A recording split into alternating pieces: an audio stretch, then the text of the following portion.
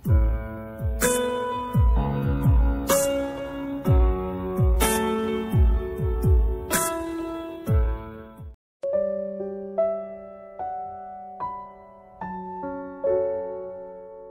semuanya, mari pagi hari ini kita akan mulai ibadah kita. Ibadah di mana buat setiap kita punya tanggung jawab di hadapan Tuhan, membawa hati kita, membawa diri kita di hadapan Tuhan. Dan pagi hari ini kita mau sama-sama datang sujud di bawah kaki Tuhan. Mari kita siapkan hati kita sama-sama di hadapan Tuhan. Mengucapkan syukur di hadiratnya Tuhan. Terima kasih Tuhan. Terima kasih Tuhan. Terima kasih.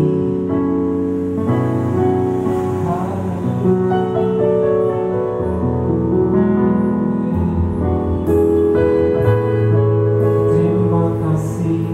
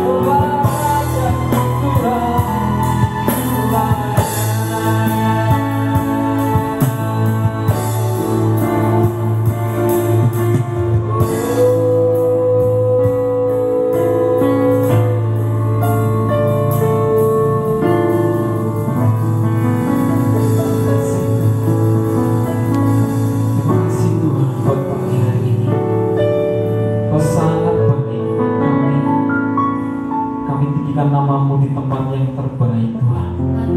Dengan hati kami, dengan segenap jiwa kami meninggikan Engkau Tuhan. Dengan apapun itu, dengan jalan kami, dengan keterbatasan kami semuanya, kami ingin meninggikan namamu Tuhan. Dengan segenap jiwa kami, kekuatan kami, di dalam nama Yesus Kristus Tuhan. Pagi ini kami mau menyembah dan berikan namamu Tuhan. Di dalam nama Yesus Kristus Tuhan, kami berdoa. Haleluya. Amin. Yes. Amin. Mari teman kita semua sama-sama kita mau meninggikan nama Tuhan di tempat kita yang terbaik. Yes. Mari kita semua sekarang saksikan.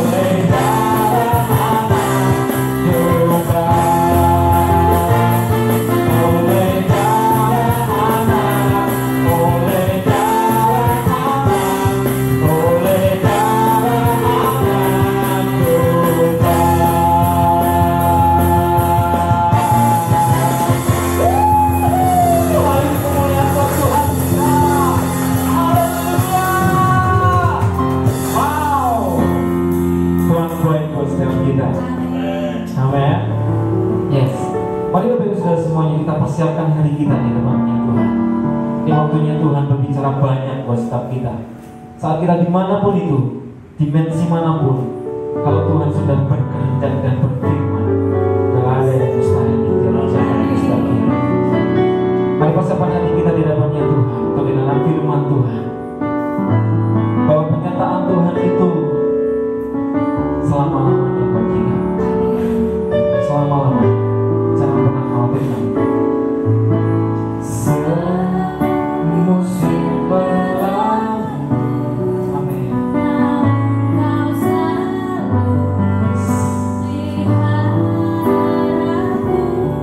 Mari aminkan pujian ini.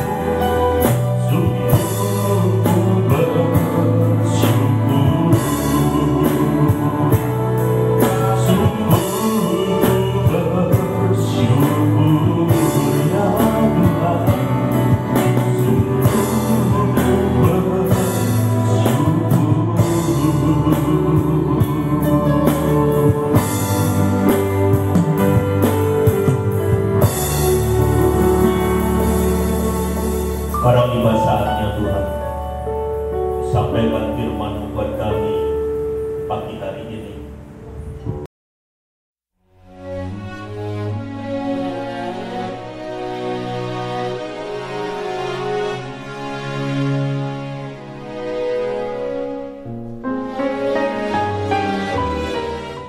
Ya, terpujilah Tuhan Yesus Kristus, serta mulialah Bapa dan Anak Roh Kudus. Haleluya. Shalom Bapak Ibu Saudara semuanya. Kembali kita akan mendengarkan firman Tuhan pagi ini. Firman yang berkuasa menolong kita, melindungi kita dari semua yang jahat yang ada dalam dunia ini, dan firman yang sanggup memberikan kekuatan dalam hidup kita untuk menanggung segala perkara yang terjadi. Nah, firman Allah pagi ini diambil dari Injil Lukas 10 ayat yang ke-33. Lukas pasal yang ke-10 ayat 33 yang berbunyi, lalu datang seorang Samaria yang sedang dalam perjalanan ke tempat itu, dan ketika ia melihat orang itu, tergeraklah hatinya oleh belas kasihan. Nanti bisa dibaca di rumah yang keseluruhan dari Lukas 10 tentang orang Samaria yang murah hati. Singkatnya adalah dikatakan dan diceritakan di situ ada seorang yang baru turun dari Yerusalem ke Yeriko. Kemudian di tengah perjalanan dia dihadang oleh para perampok, yang perampoknya habis-habisan, semua harta bendanya ludes, ya, dirampas. Bukan cuma itu aja, tubuhnya pun disiksa, dianiaya, dipukuli habis-habisan. Alkitab mengatakan mereka menganiaya orang itu sampai hampir mati, setengah mati, menderita. Kemudian Alkitab menceritakan lewat seorang imam yang baru melayani dari Yerusalem, ya, tak turun ke Yeriko. Yeriko terkenal sebagai kota para imam, kota orang Lewi. Imam itu lewat dan melihat orang yang habis dirampok dan dianiaya tergeletak di tengah jalan dalam keadaan hampir mati, setengah mati. Apa reaksi imam itu? Alkitab mengatakan dia melihat, kemudian menyimpang dan berjalan meninggalkan orang itu. Yang kedua dikatakan orang Lewi juga baru melayani Tuhan, turun dari Yerusalem ke Yeriko mau pulang ke rumah, dan tempat lewat juga di tempat di mana orang yang tadi dirampok habis-habisan, dan dia melihat orang itu.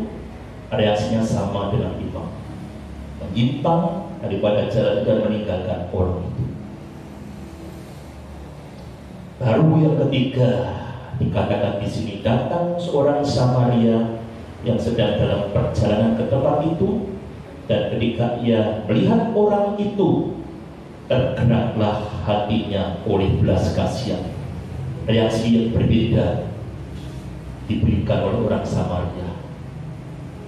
Imam orang Lewi notabene adalah pelayan-pelayan Tuhan yang sering melayani Tuhan, menyelenggarakan ibadah dan kebaktian. Mereka bisa berkhotbah, ya, tahu firman Tuhan, ya, tahu firman Allah. Mereka sudah kawin campur dengan bangsa-bangsa lain. Mereka tidak murni lagi orang Yahudi, orang Israel asli, dan dianggap orang-orang yang murtad, pengkhianat dan sebagainya. Banyak orang Israel mengejek orang-orang Samaria, dianggap musuh, ya. Mereka sering dikata-katai, kamu murtad, ya, kamu bukan orang Israel, najis, kamu kafir, ya, anjing dan babi dan sebagainya. Sering direndahkan oleh orang Israel, orang Samaria ini. Tapi kita lihat yang terjadi, justru ketika orang Samaria melihat orang Yahudi yang teraniaya dan hampir mati itu, memberikan reaksi yang luar biasa, berbeda dengan gembalanya, dengan pelayan Tuhan yang lain. Langsung hatinya tergerak oleh belas kasihan, luar biasa. Padahal itu musuh. Orang Samaria dianggap musuh oleh orang-orang Yahudi, dianggap najis, kafir dan sebagainya. Tapi orang Samaria ini memberikan reaksi yang berbeda dengan imam dan orang Lewi. Ketika melihat ada orang teraniaya di situ, tergeraklah hatinya oleh belas kasihan. Bapak Ibu Saudara, ada nilai-nilai pengampunan di dalam belas kasihan seseorang. Ada nilai-nilai pengampunan yang besar di dalam belas kasihan. Orang Samaria tidak menyimpan kebencian. Kalau dia simpan kebencian, wah ampun syukur gue, ya, bangsa Yahudi kurang ajar, sering mengejek aku. Ya, syukurin dianiaya oleh perampok-perampok. Tidak. Hatinya nggak simpan kebencian, tapi hatinya menyimpan pengampunan. Sebab itu hatinya tergerak oleh belas kasihan, memberikan pengampunan dengan limpahnya untuk orang Yahudi yang seringkali menghina dia, mencemoohkan dia, mengejek dia dan sebagainya. Luar biasa. Nah, kita belajar hari ini tentang pengampunan di balik belas kasihan yang ada, Bapak Ibu Saudara.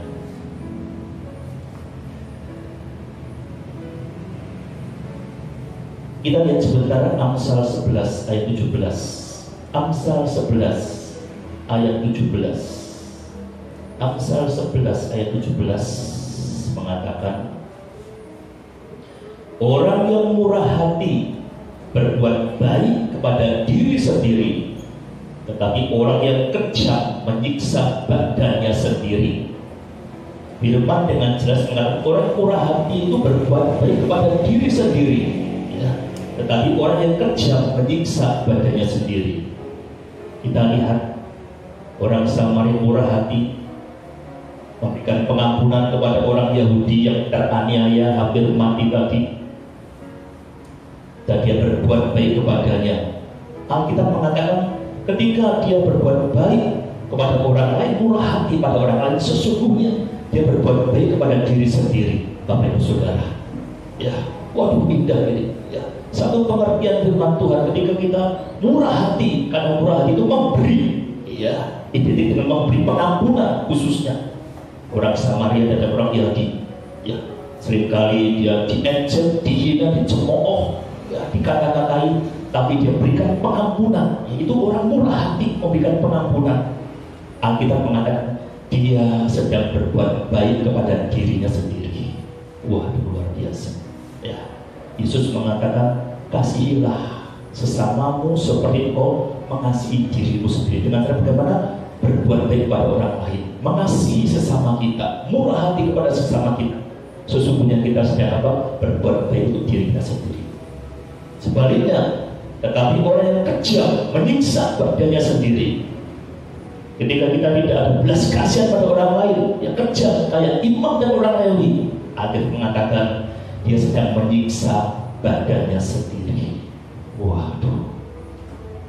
Mari Bapak Ibu Saudara, kita yang hadir pagi ini belajar tentang kemurahan hati dari orang Samaria ini.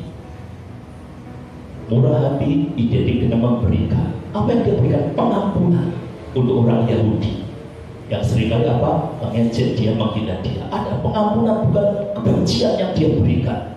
Ya, pengampunan, belas kasihan terpancar, dan akhirnya mengatakan dia sedang berbuat kepada dirinya sendiri. Ya, kasihilah sesama manusia dengan cara bagaimana? Murah hati, berikan pengampunan kepadanya, maka kita akan apa? Menuai. Ya, kita sedang berbuat baik kepada diri kita sendiri. Tapi ketika kita kejam, sesungguhnya kita sedang menyiksa dan kita sendiri, Bapak Ibu Saudara. Nah, ini penting untuk kita semuanya. Ya, pengampunan harus melimpah di hidup kita. Yesus teladan yang paling sempurna. Ya, Alkitab sering berkata hatinya tergerak oleh belas kasihan. Maka hati Yesus tergerak oleh belas kasihan dan dia berikan pengampunan dengan limpahnya untuk kita semua, orang-orang berdosa, orang jahat yang harus dimurkai sebenarnya. Belas kasihan Allah dipancarkan dengan pengampunan yang dia berikan untuk kita semuanya. Maka ayo kita belajar pagi ini, berikan pengampunan untuk orang-orang lain juga, agar kita mengalami, menerima upahnya sedang berbuat baik untuk diri kita sendiri. Suami terhadap istri, istri suami, mertua terhadap menantu, anak-anak terhadap orang tua dan sebagainya. Bahkan untuk lawan-lawan kita pun, musuh kita pun, Yesus mengajari, ampuni mereka, kasihilah mereka. Ada nilai luar biasa dari pengampunan ini. Matius 6, 14 dan 15.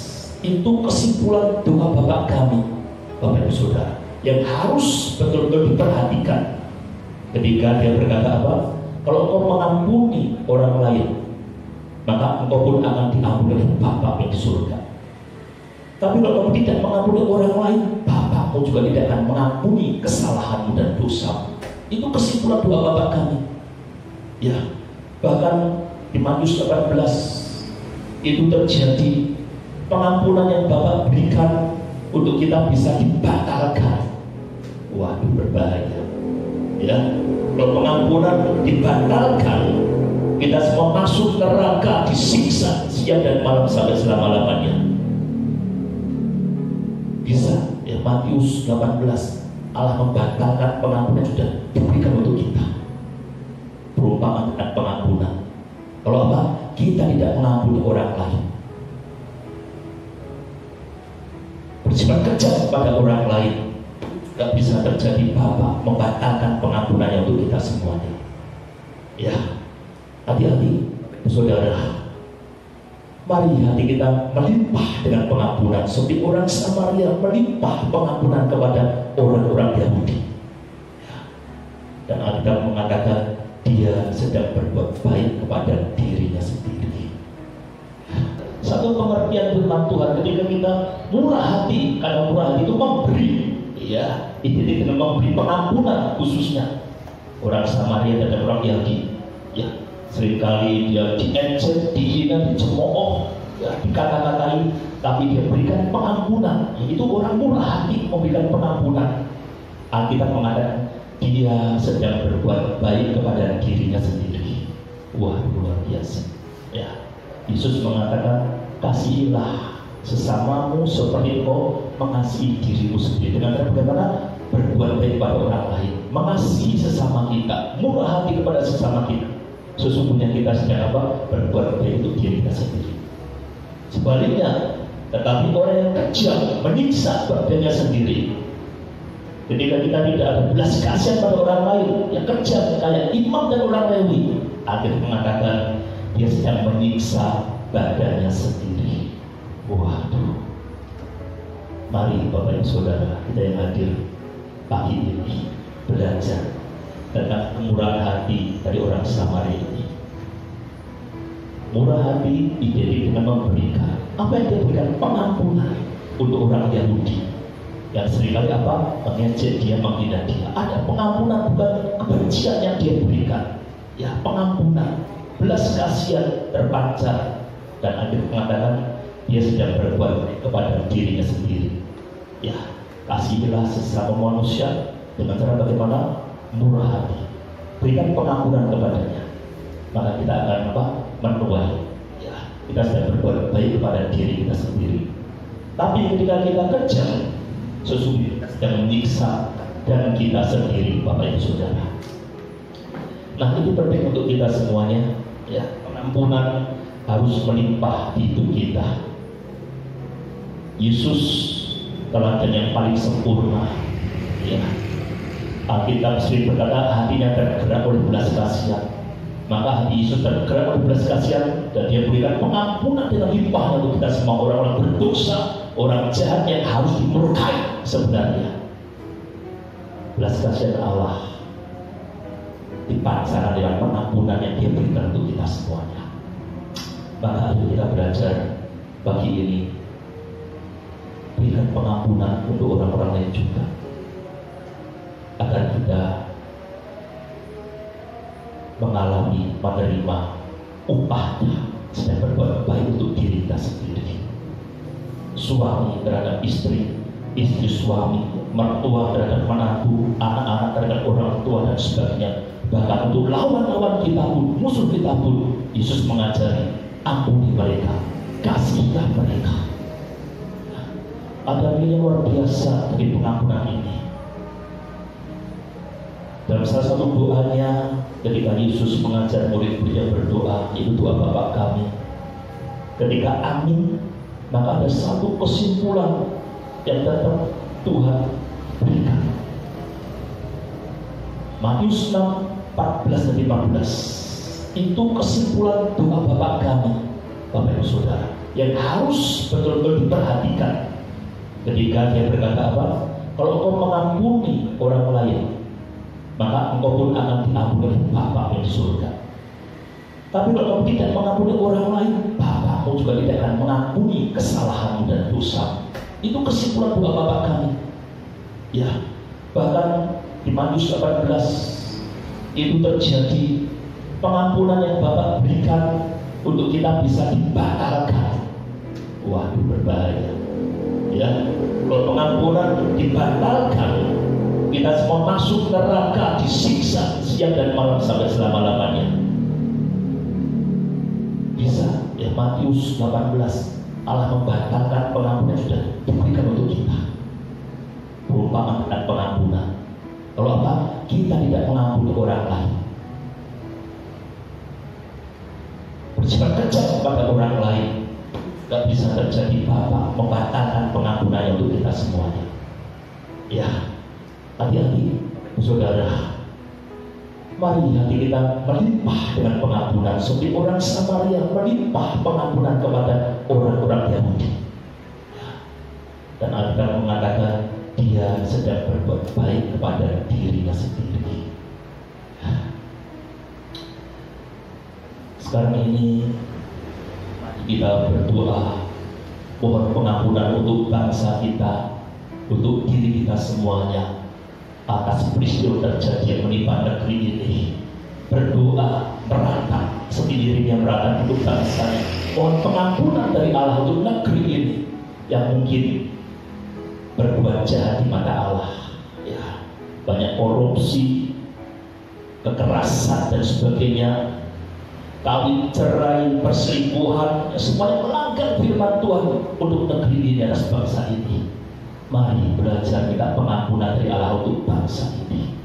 Ya, hati kita harus melimpah dengan pengampunan.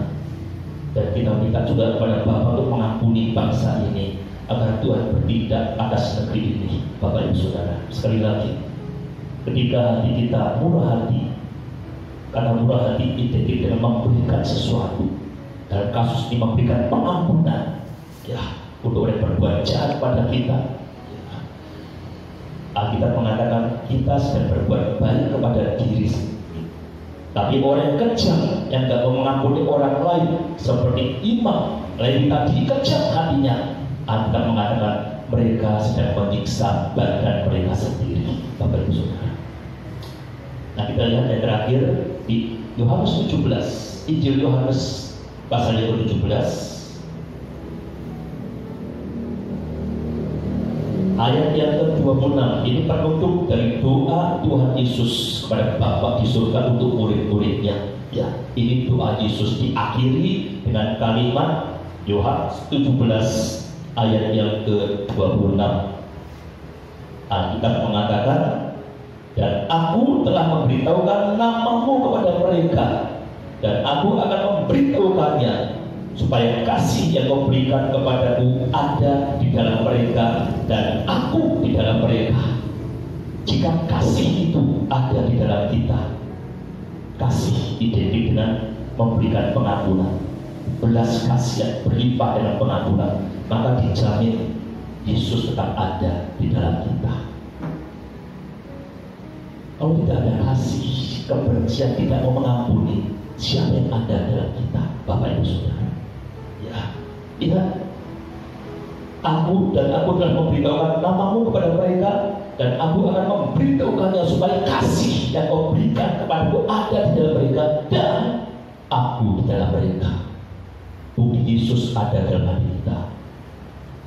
Kalau di hati kita juga ada kasih Allah, bukan kebencian, ya, bukan dendam dan sebagainya, tapi kasih apa? Mengampuni orang lain yang bersalah kepada kita. Nah, ini pesan Tuhan untuk kita pada hari ini. Tuhan Yesus tetap mengasihi kita. Amin, haleluya. Kita bangkit berdiri bersama-sama. Kita akan berdoa sekaligus terima berkat Tuhan pada hari ini.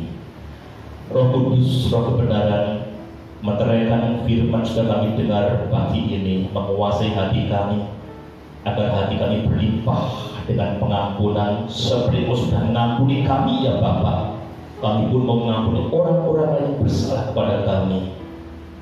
Dan ketika kami memberikan pengampunan, itu berarti kami berbuat baik untuk diri kami sendiri.